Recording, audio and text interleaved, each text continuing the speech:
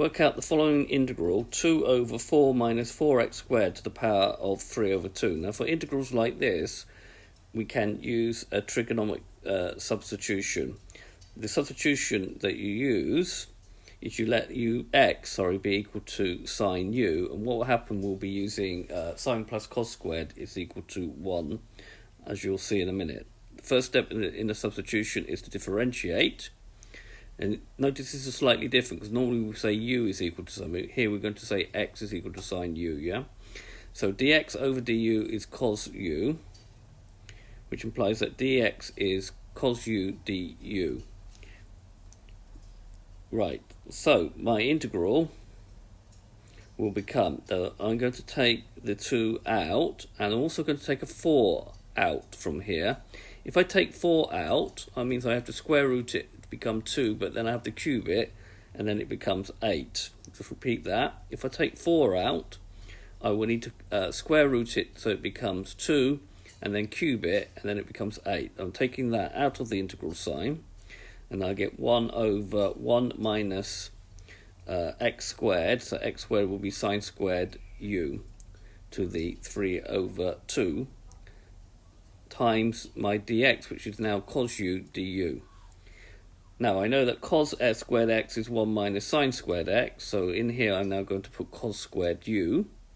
So 2/8 is 1/4, the integral of cos u from here over cos squared u to the 3 over 2.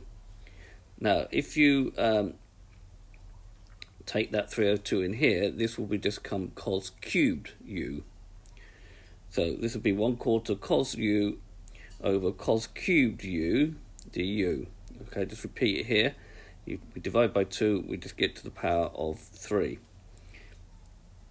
That's going to give me 1/4 of 1 over cos squared u du. Just write that out again. But 1 over cos is equal to sec x, so this will become 1/4 of the integral of sec squared u du. Now we know that the differential of tan x is sec squared x, so therefore if we integrate sec squared x, we get tan x. So this becomes 1/4 of tan u plus c. Now tan x is sine x over cos x, so that gives me sine u over 4 cos u plus c.